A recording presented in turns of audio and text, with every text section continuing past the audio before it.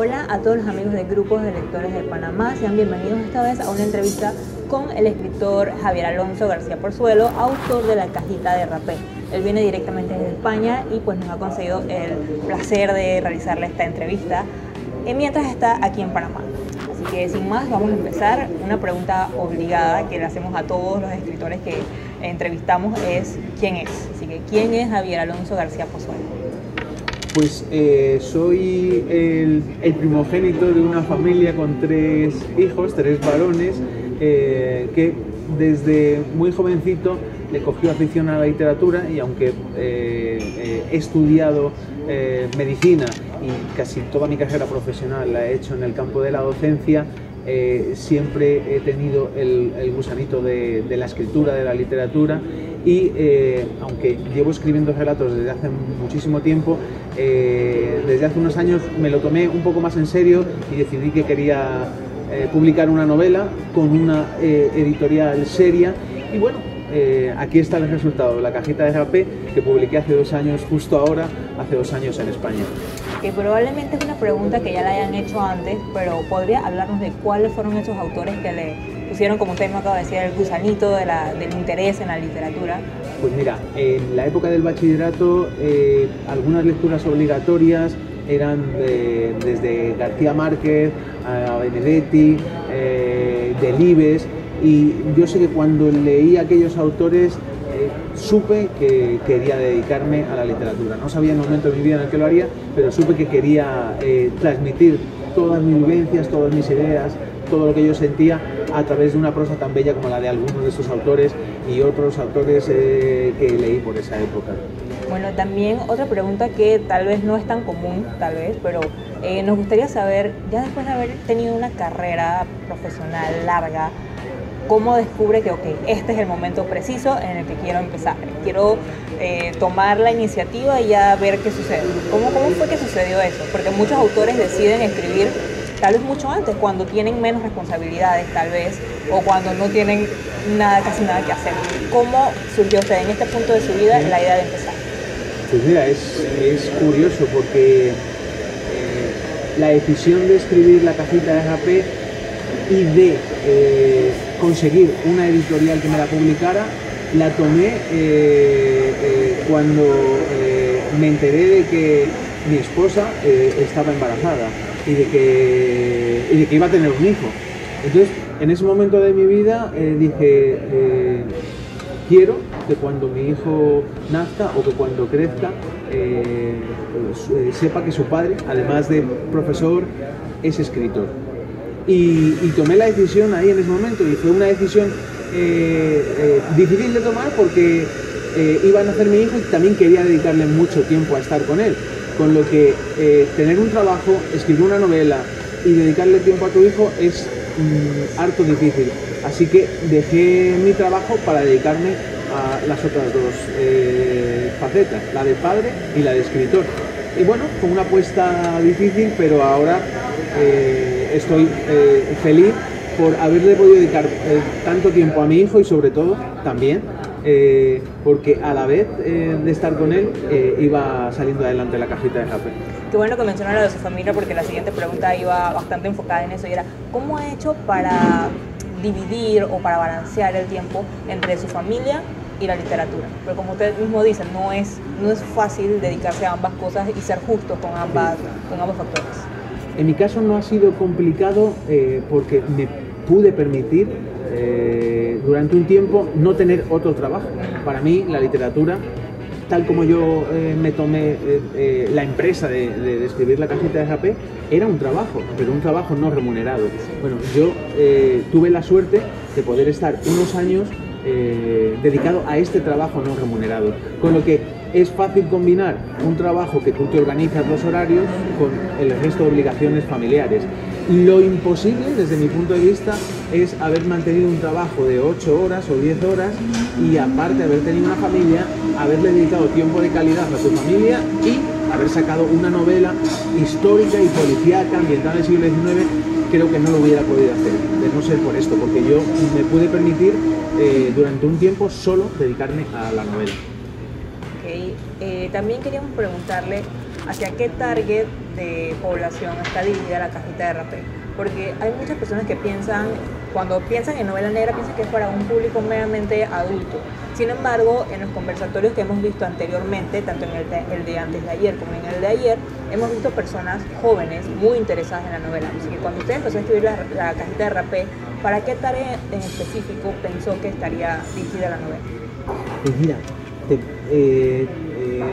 en realidad el grupo etario al que iba dirigida la novela en ningún momento lo pensé. Lo que pensé es que la novela le podía gustar tanto a los lectores de novela histórica como los lectores de novela policíaca, porque yo intenté trabajar ambas facetas con el mismo rigor. Y como es una trama que resulta atractiva, también pensé, eso sí, en algún momento, que lectores no muy habituados a leer podrían cogerle el gusto.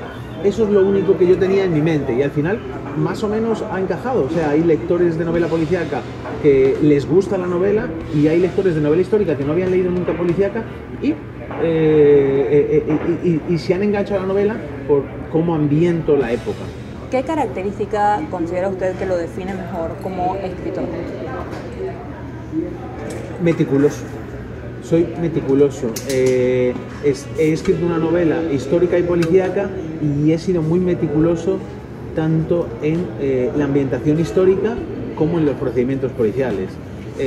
Mi prosa puede gustar más o menos, pero lo que es muy difícil es encontrar errores históricos o errores en los procedimientos policiales. Le doy valor a ambos aspectos. Cuando leo una novela policíaca me gusta creerme que el policía que me está investigando el caso actúa como actuaría un policía real. Y cuando leo una novela histórica me gustaría pensar que si estuviera en esa época estaría viendo lo que me está transmitiendo el escritor. Entonces diría meticuloso o riguroso, como quieras, pero creo que eso es lo que más me define. ¿Qué tan difícil fue ese proceso de investigación para lograr eso que usted está comentando ahorita de ser creíble?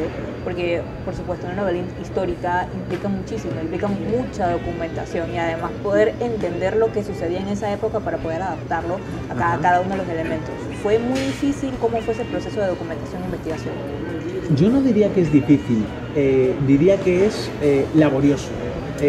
Difícil no es porque hay muchísimos libros publicados en la época en la que está ambientada la cajita de rapé, libros que simplemente hay que leérselos, de literatura buena, mala, irregular, que se publicaba en la época y de la cual se pueden sacar prácticamente todos los elementos costumbristas de la novela. Ahora, te tienes que leer todas esas novelas para extraer los elementos que a ti que tú necesitas para tu novela. Entonces, es un proceso, digamos que laborioso. Y además, a mí me apetecía reflejar muy bien el contexto histórico y los conflictos que había entre los dos grandes grupos políticos y el que estaba gobernando. Y esa parte, para dominarla, sí que me hizo leer muchísima prensa de la época. Y entonces, bueno, digamos que no es difícil porque está accesible, incluso la prensa de la época puedes acceder a ella a través de internet, pero te la tienes que leer, esos PDFs con esa letra diminuta de esos periódicos que tenían 4 columnas y es un proceso tedioso. Háblenos también acerca de sus aficiones. Sabemos por la información que nos brinda Maeve Ediciones Editorial Océano que usted tiene muchas aficiones, o al menos son aficiones que normalmente no vemos en escritores que escriben novela histórica o novela negra. Háblenos un poco acerca de eso, acerca de usted y sus hobbies. ¿Qué le gusta? Pues el primero es la literatura, es leer. O sea, yo antes que escritor soy un lector ávido. Yo no puedo empezar un día bien sin una taza de café y un libro.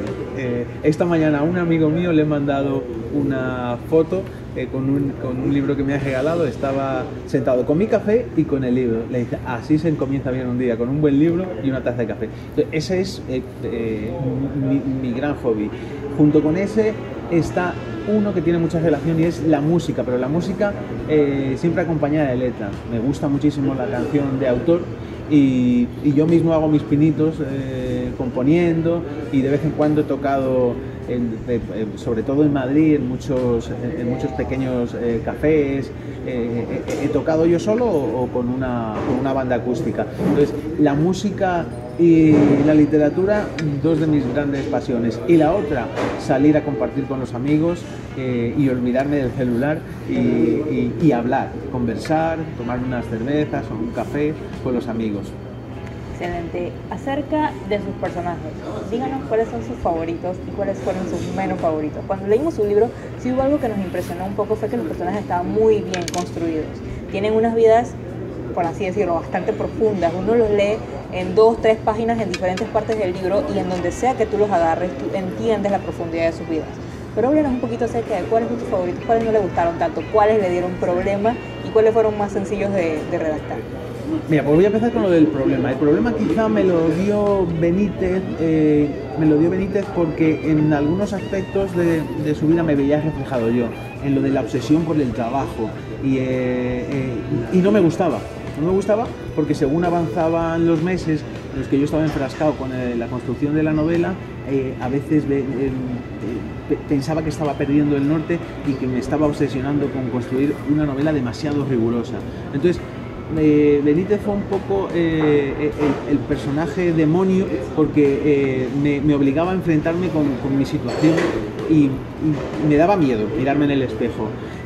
En cuanto a los personajes que más me gustan o mis personajes preferidos, sin duda Fonseca, el compañero de Benítez, y es mi personaje preferido porque creo que aunque es difícil encontrarlo, hay personas buenas y personas fieles, y Fonseca representa eso, la fidelidad y una persona buena que, a pesar de que por injerencias de sus superiores asignan a este nuevo abogado malagueño que le quita el puesto, él es el primero en tenderle la mano y ayudarle para que se sienta bien en la comisaría, ¿no?, de Benítez. Y en cuanto a los personajes que detesto, sin duda el secretario del Gobierno Civil, González Cuesta, que representa uno de los temas principales de la novela, el abuso de poder, ¿no? Y esa manera que tiene de chantajear a Benítez y de no preocuparse por lo importante que es resolver el asesinato de las criadas, me enerva, me enciende por dentro. Entonces González Cuesta se lleva el premio al personaje detestable. Y aquí acaba la primera parte de la entrevista al escritor Javier Alonso García Pozuelo. Así que no te pierdas la segunda parte, corre y ve a verla. Pero mucho cuidado porque hay spoilers.